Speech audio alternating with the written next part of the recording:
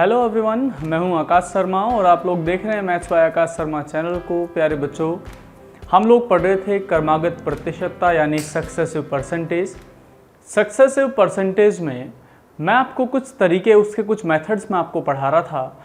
आज मैं कुछ क्वेश्चंस आपको सिखाऊंगा। वो क्वेश्चंस जो सक्सेसिव परसेंटेज पे आपके सामने आते हैं और आप उन्हें बार बार करने की कोशिश करते हैं। तो चलिए मैं आपको डायरेक्टली क्वेश्चंस की तरफ लेकर चलता हूँ।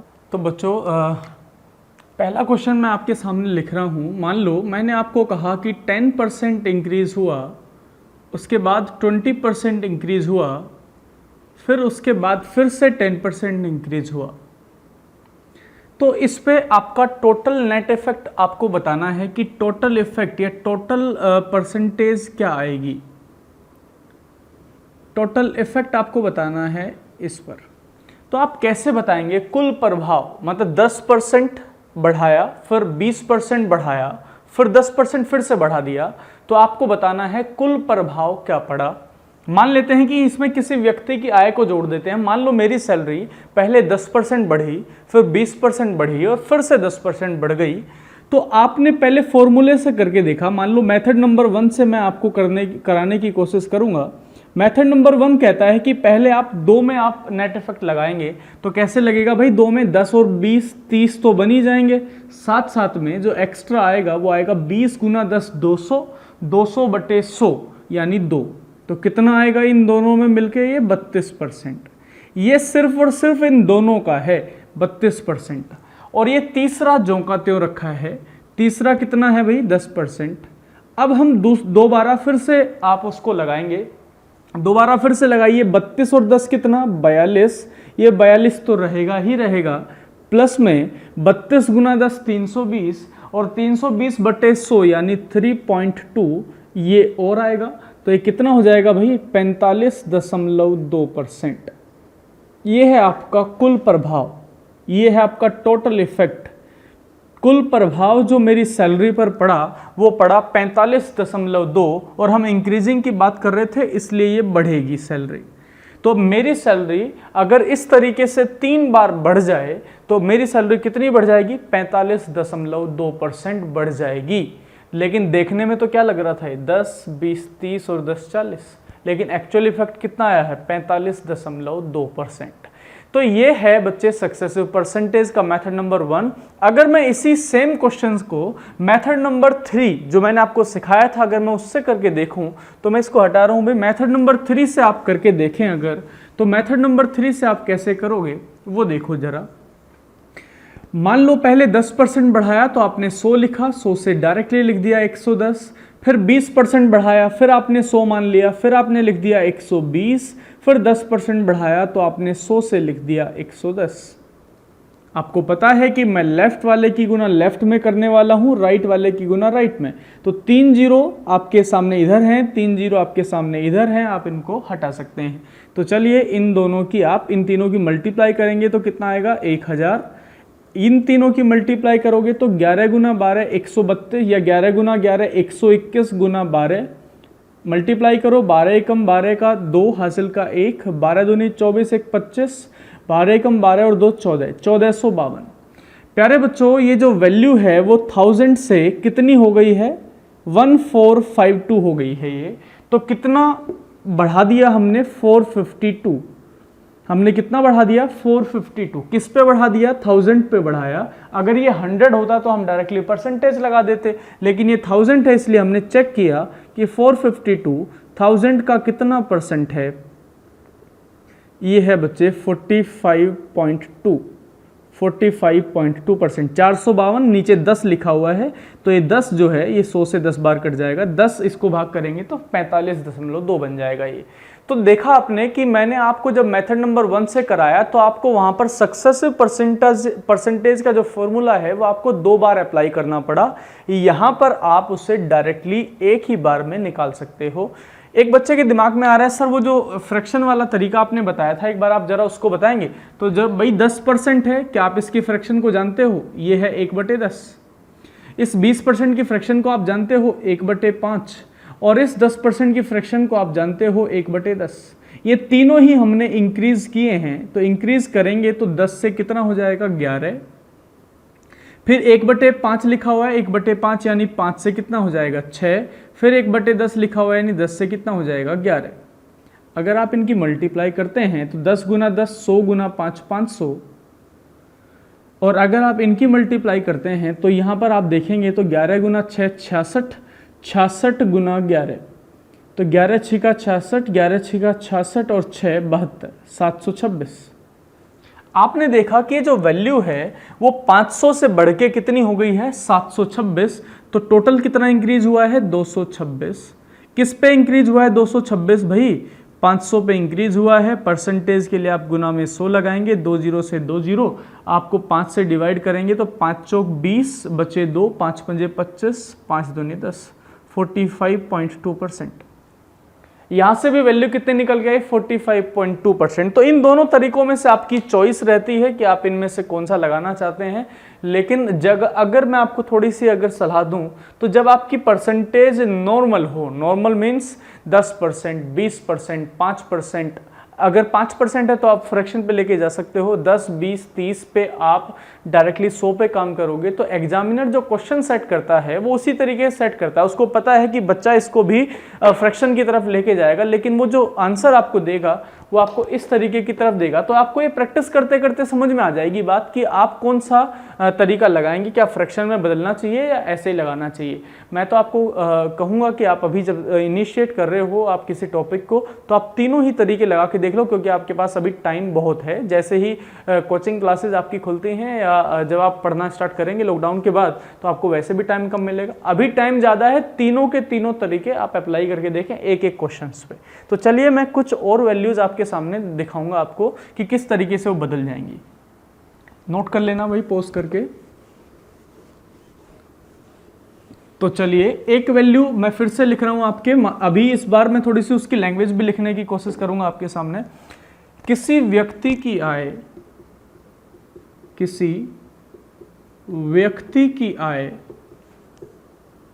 प्रथम वर्ष, किसी व्यक्ति की आय प्रथम वर्ष 10% बढ़ जाती है।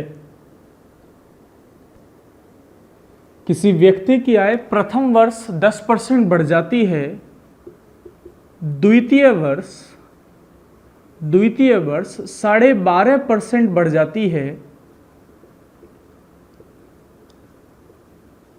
व तृतीय वर्ष यानी थर्ड ईयर, ये सेकंड ईयर की बात कर रहे थे हम, और ये फर्स्ट ईयर की।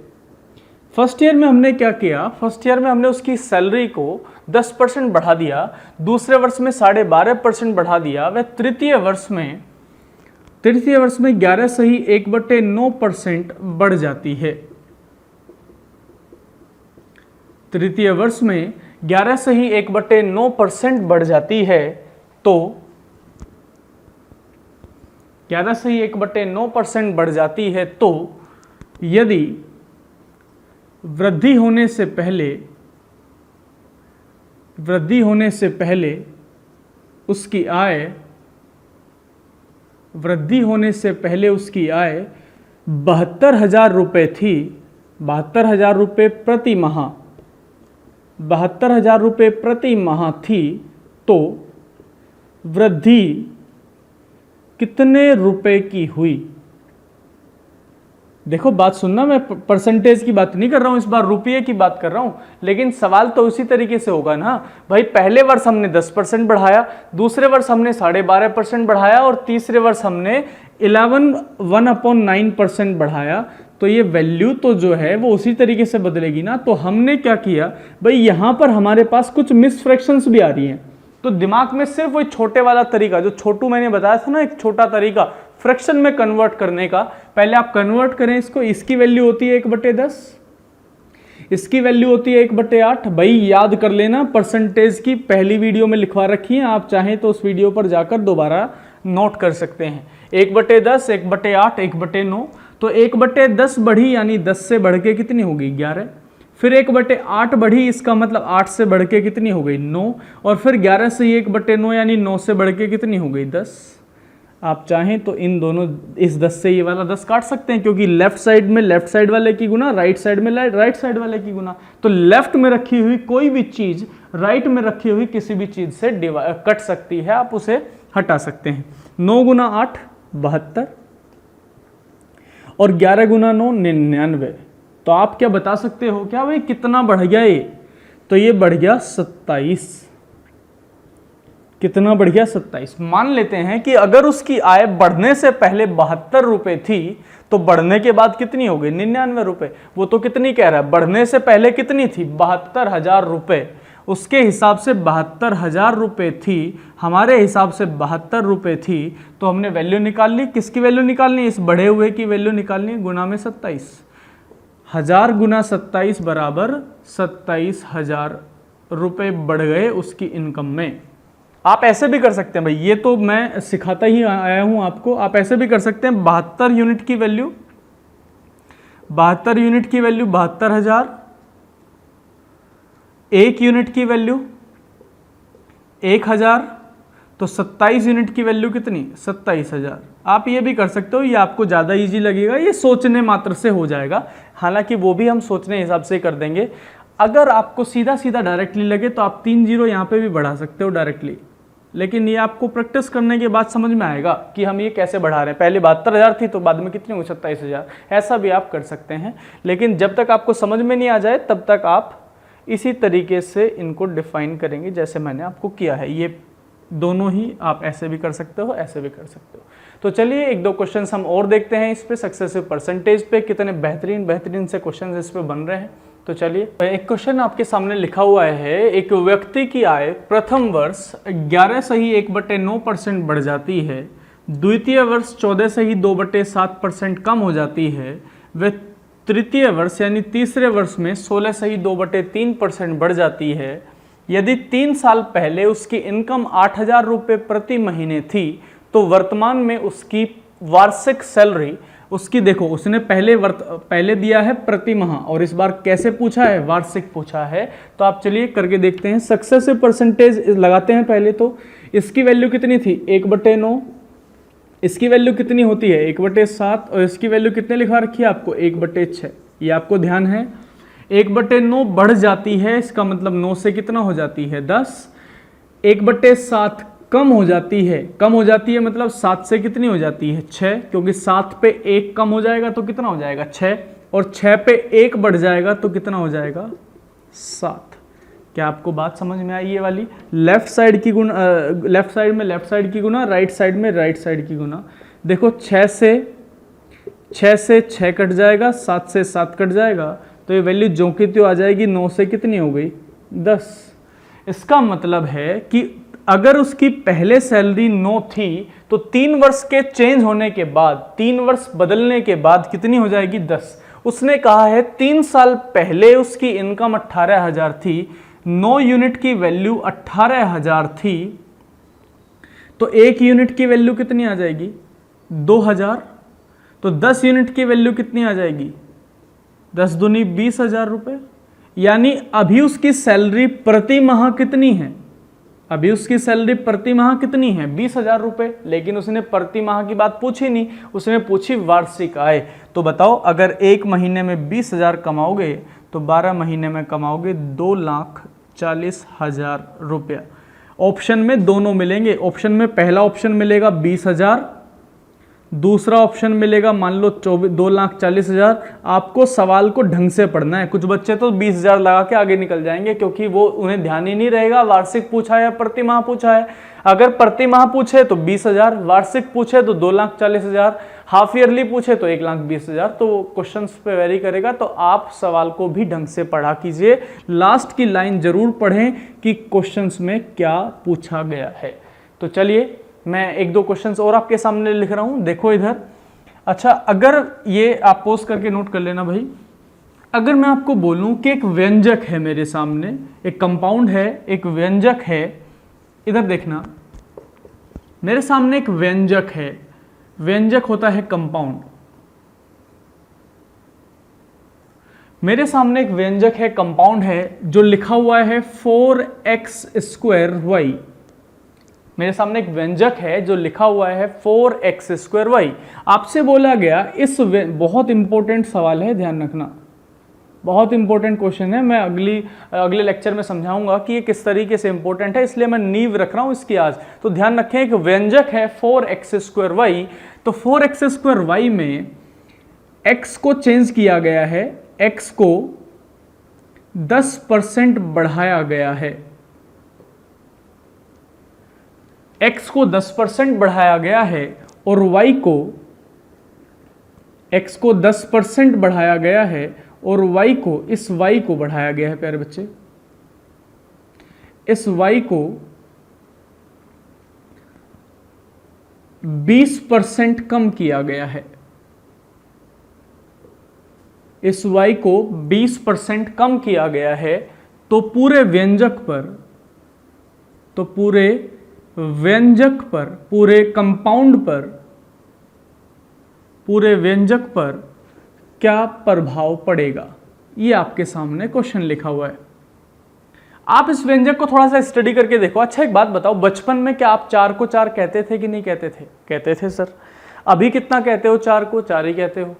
इन फ्यूचर अगर आपका भाई बहन पढ़ेंगे कोई, वो भी 4 को कितना कहेंगे? 4 ही कहेंगे। कभी भी ये जो 4 है इसकी वैल्यू बदलने वाली नहीं है। इस 4 की जगह मैं यहां पाई लिख सकता था, पाई x²y। क्या पाई का मान बचपन में 22/7 था? बिल्कुल था। अभी कितना है? 22/7 है, और इन फ्यूचर भी कितना रहने वाला है? 22/7 ही रहने वाला है। इसका मतलब है पाई कांस्टेंट है। इसी तरीके से ये 4 भी क्या था? कांस्टेंट था। अगर यहाँ 12 लिखा जाए वो भी क्या है? कांस्टेंट है। अगर मैं कहूँ, ध्यान से समझ, ये वाली बात जो अब बोलूंगा वो ध्यान से समझना। अगर मैं कहूँ y को स्थिर रखा गया है, y में मैंने कोई चेंज ही नहीं किया, तो ये y भी मेरे लिए क्या बन जाएगा? कांस्टेंट बन जाएगा। अगर मैं किसी वैल्यू में कोई चेंज नहीं कर सकता तो वो वैल्यू मेरे लिए कांस्टेंट मानी जाएगी। लेकिन इस बार तो इसने बोला था भाई ये 4x² है, y को 20% कम किया गया है, y को 20% कम किया गया है। तो यहां तो मेरे को पक्का पता है कि ये जो y है इसको भी चेंज कर सकते हैं, यानी y भी वेरिएबल है, x को भी चेंज किया गया है, x भी वेरिएबल है। ये 4 को मैं चेंज कर ही नहीं सकता, यानी ये तो मेरे लिए क्या है? कांस्टेंट। तो सक्सेसिव परसेंटेज में कांस्टेंट पर कोई प्रभाव नहीं पड़ता। तो फिर कैसे? x को 10% बढ़ाया गया। क्या आप बता सकते हो ये अब व्यंजक कितना रह गया आपके सामने? x²y। क्या व्यंजक आपके सामने अब x²y है? क्या इस x का इस्तेमाल x² को क्या मैं लिख सकता हूं x इंटू में y? बिल्कुल लिख सकता हूं। इसका मतलब ये हुआ कि जितनी भी पावर हो, अगर हम किसी को बदलेंगे तो जितनी उसकी पावर होगी उतनी बार तो बदलेंगे ही बदलेंगे। तो x की कितनी पावर थी? 2। तो आप जो सक्सेसिव परसेंटेज लगाओगे वो भी तो कितनी बार लगाओगे? 2 बार। लगाओ जरा। 10% बढ़ाया, यानी 10 से कितना कर दिया? 11। फ्रैक्शन देख लिया आपने, इस 10% की कितनी होती है? 1/10। फिर 10 से 11, क्योंकि x को आपको 2 बार चेंज करना पड़ेगा। 10 से 11, 10 से 11। फिर आपने y को देखा, y लिखा हुआ 20% कम किया गया। 20% मतलब 1/5 कम किया। तो 5 से कम करके कितना लिख दिया आपने? 4। अरे यहां तक बात समझ में आ रही है सबको? चलो इसे करते हैं। 2 से 2 बार, 2 से 5 बार, इस 2 से ये भी 5 बार। 5 गुना 5 गुना 5 125, और 11 गुना 11 121। कितना कम हो गया? ये 4 कम हो गया। 4 कम हो गया। किस पे कम हो गया? 125 पे कम हो गया। 4 गुना में 100, 25 पंजे 125, 25 चौक 100, इसका मतलब 16/5। आप इसे डिवाइड करें, 5 तिया 15, 5 दूनी 10, 3.2% कम हुआ। देखो 125 था ना, 125 से कितना हो गया? 121। यानी आप माइनस लगा सकते हो। माइनस नहीं लगाना चाहते तो आप ऐसे एरो लगा सकते हो, या आप लिख सकते हो कमी। ये आपकी मर्जी है। तो यानी आपने देखा, आपने प्यारे बच्चे देखा कि ये जो वैल्यू है, ये जो वैल्यू आपके सामने आई है, ये वैल्यू आपके सामने आई है कि आप किस तरीके से वैल्यू को चेंज कर रहे हो।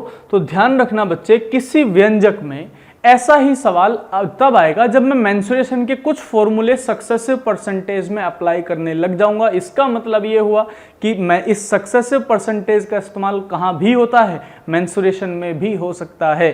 तो सवाल बहुत सारे बनेंगे, तो हम धीरे धीरे करते करते चलेंगे। मैं वीडियो की लेंथ बच्चे इसलिए ज़्यादा लंबी नहीं रखना चाहता ताकि आप बोर ना हो, इसलिए मैं छोटी छोटी वीडियो में आपको समझाना चाहता हूँ। आप एक साथ बैठे 10 मिनट का टाइम लिया, आप 10-20 मिनट का टाइम लिया, आपने वीडियो देखी, उसके बाद लिख लिया, फिर जैसे ही दूसरी वीडियो आया फिर कनेक्ट हो गए।